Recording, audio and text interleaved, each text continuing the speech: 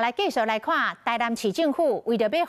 让南科的厂商有充足的水源，伫个仁德区来起再生水厂，今仔日举行通水启用的仪式。这是国内第一座以水换水的水厂，平均一天会当提供8000吨的再生水，对稳定民生用水有真大的帮助。请按钮。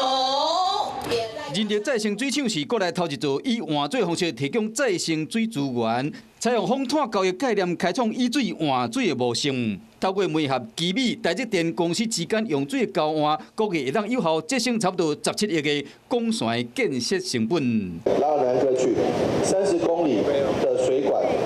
，17亿的工程直接经费，还有许许多多无数的间接成本，包括塞车啦，包括挖马路啦，包括空气污染啊，包括一些的增加碳排的。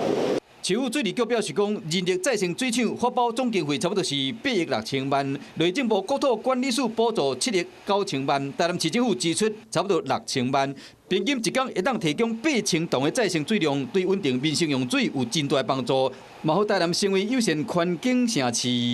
Hello， 我是蒋欣梅，想要抢先掌握最及时的新闻资讯吗？赶快订阅、按赞、开启小铃铛，锁定华视新闻 YouTube 频道。